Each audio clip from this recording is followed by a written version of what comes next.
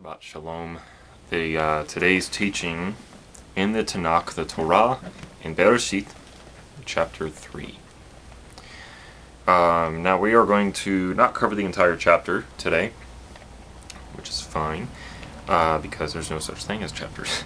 But no, I'm going to read and then I'm going to elaborate. So let's go ahead and get into the scripture. Chapter 3, verse 1 of Beresheeth, or Genesis, which means beginnings. Now the serpent was more cunning than any beast of the field which Yahweh Elohim had made. And he said to the woman, Has Elohim indeed said, You shall not eat of every tree of the garden? And the woman said to the serpent, We may eat the fruit of the trees of the garden, but of the fruit of the tree which in the midst of the garden Elohim has said, You shall not eat it, nor shall you touch it, lest you die.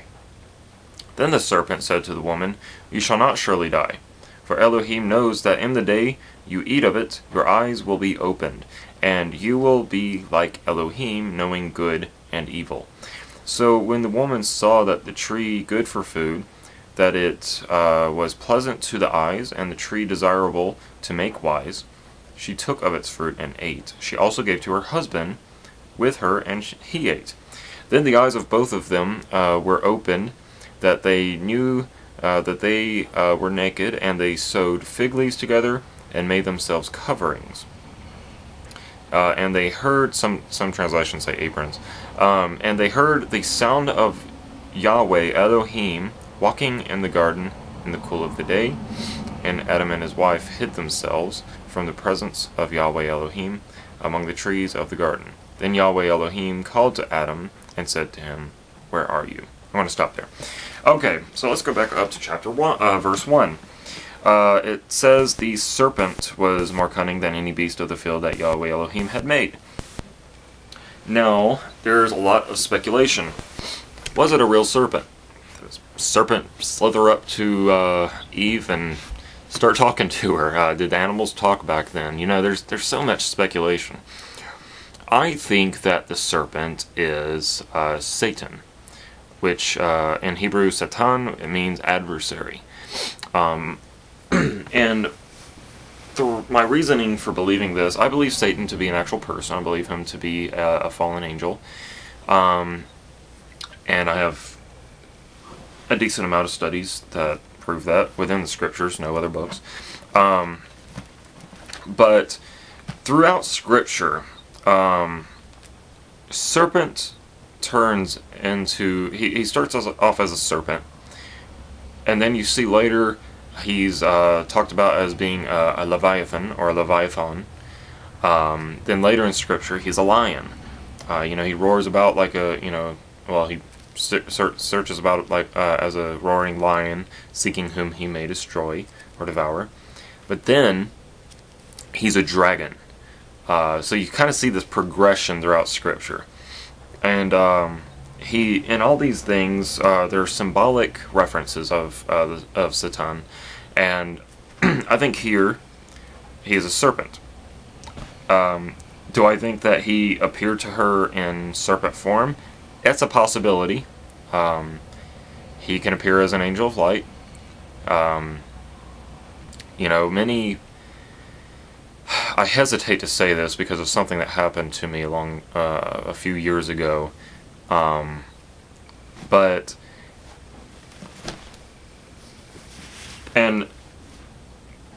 very hesitant to ever say that Yahweh spoke to me, and I don't even know if this was him that spoke to me, but it was a very scary event for me. I started to research into something I was curious into, because that's my nature. If I'm curious about something, I research it. I probably shouldn't have, looking back, but I used to study demonology. This was several years ago, and I do not recommend you looking into demonology. And please heed my warning on this. Do not look into demonology. In fact, I was going to tell you the name of this form of Satan that I started to research, but I'm just not going to say it because it's too out there. But basically what happened was I did hear a voice, whether in spirit or in physical. I'm really not sure. And it said, "Don't dare have anything to do with this name." And I felt like I lost my mind for about 5 minutes there. I was in complete shock, and I just backed away. I closed the computer, and I sat there, and I was just totally in shock. And it took me a little bit of time to recover from that.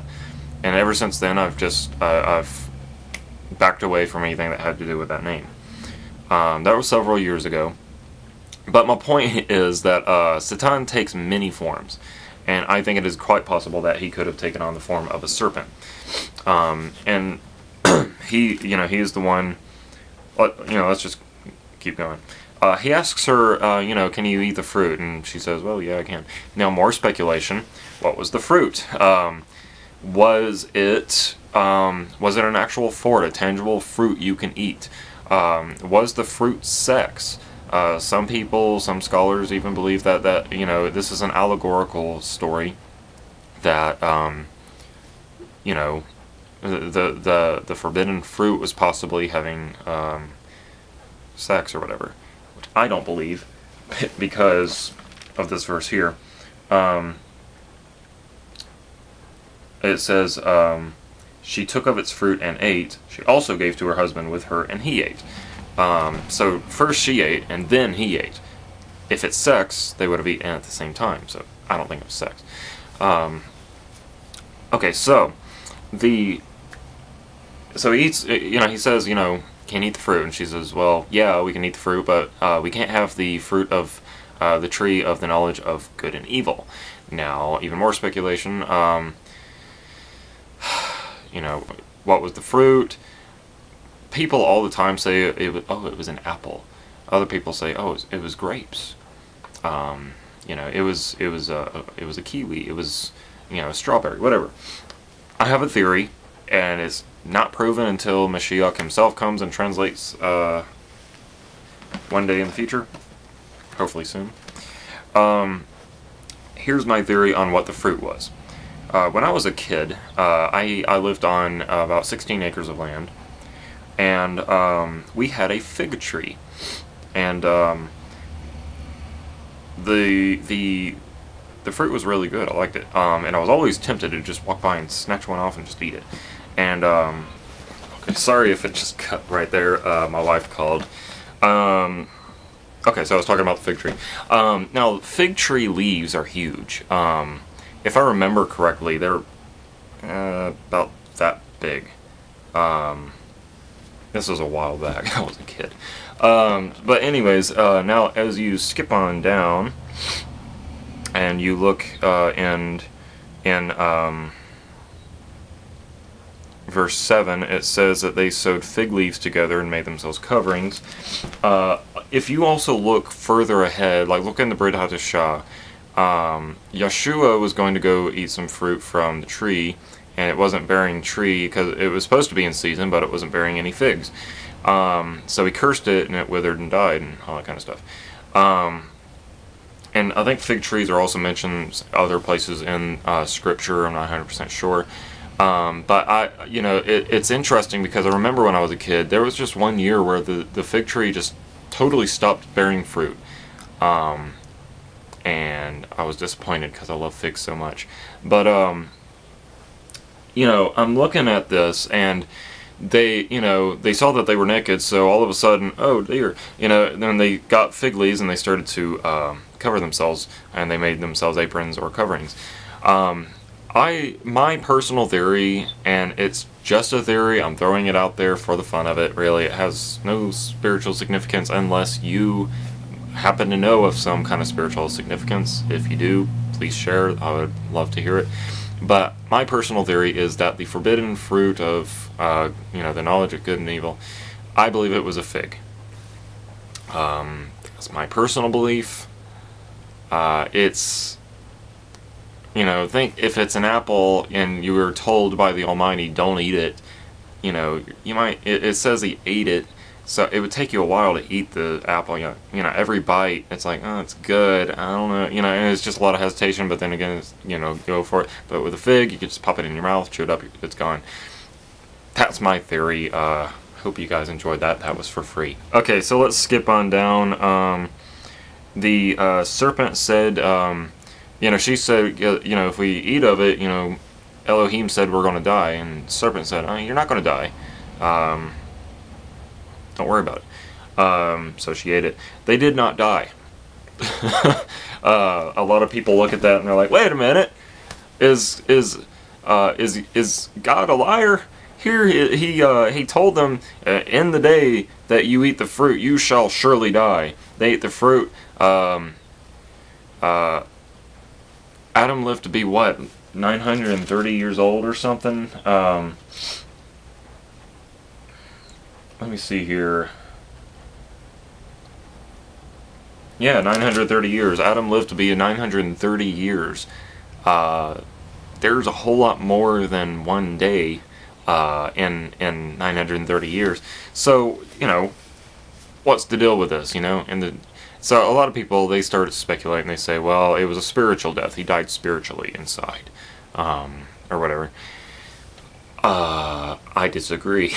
I believe that there is a 7,000 year plan for humanity on the earth. Now, there's two different parts. There's a psalm, but there's also, I believe, Shimon Kefa, or Simon Peter, in one of his books, or letters, I should say, says that a day unto Yahweh is as 1,000 years, and 1,000 years unto Yahweh is as a day.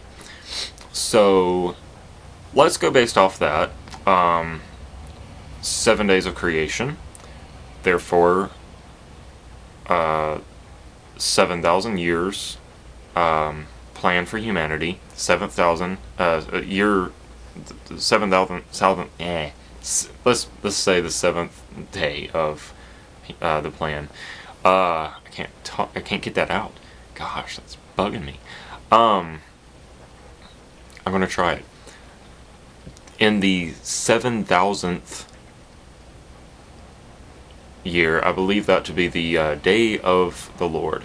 The day, I believe that basically to be the Shabbat of the creation of humanity. It's 1,000-year reign, whatever, you know, that stuff. So let's consider, if a day is 1,000 years, he lived to be 930 years old in, you know, our reckoning of time, but in his reckoning of time, in the Almighty's reckoning of time, he did not make it to live one day. So he, in that aspect, if a day unto the Lord is 1,000 years, then he did die. He surely did die within the year that, within the day that he died. I hope I said that right, because I'm really stumbling over my words on this. So he said that, you know, in the day that you eat it, you shall surely die. He lived only to be 930 years. I think Methuselah lived to be 969. No one has ever made it to 1,000 years of human life. So if 1,000 years is a day, he surely did die on the day that he took of the fruit. That's what I think. So let's keep going. So they both ate. Then their eyes were both opened, and they knew that they were naked. Now there's even more theories floating on this. And, you know, all I'm doing, I'm teaching what I know, what I think, what I believe, what I speculate, and I'm also teaching what others believe. So here's what I've heard others believe. They believe that as they were created, they were actually these kind of spiritual beings, and that they were spirits. They were spirits of light, you know, of life. And that when their eyes were open, they realized, oh dear, I'm a spirit. You know, something like that. I might be butchering the theory, but I believe that as they were made out of the dust, that so surely they are also dust, because later on Yahweh says, you were made from the dust, and to the dust you shall return. So I just think that they were flesh human beings. Let's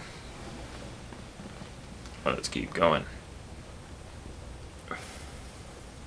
So yeah, they were at that point naked. There was no point for them to be clothed because there was no right and wrong. There was, there was no temptation and so on. Now I want to also point out, no I don't, I want to skip that. So, they were innocent. There was no sin, there was no iniquity. There was one law, one do not do, and that was to eat of the fruit. They ate of it, so their eyes were open. Now I think it's a lot of people say that the fruit was not really fruit, it was this. I think it was fruit simply because in the Brit Hadashah it talks about that there are going to be trees with fruit for healing of the nations, and I really believe, look at the healing properties of fruit today. Apples, grapes, strawberries, whatever, bananas, all these hold the nutrients that our bodies literally need. And so I think if he wants to use a fruit which can contain the knowledge of good and evil, I think again, now do I believe that necessarily that within the DNA structure of the fruit that there was somehow an alteration that happened whenever it entered their bodies? I think it was more of a spiritual thing, because the knowledge is more so central into our spirits, into our minds. So I think it was basically just one of those kind of things. If you do this, this will happen. And that's what a prophet said. If you do this, these kind of bad things are going to happen to you guys. And so in a sense, that was, basically the first prophecy in Scripture, if I may be so bold to dare say, that he said, if you do this, this will happen. So he prophesied that. You eat the fruit, you're going to die. And that came to pass. He ate it, so he did die. For sin, there is a repercussion. Whenever a sin is committed, things happen. You reap what you sow, in a manner of speaking. He ate the fruit, therefore sin entered into the world, and we've been paying for it ever since, as so many people say. So he ate the fruit, therefore he gained the knowledge of good and evil. Now he has become like Elohim.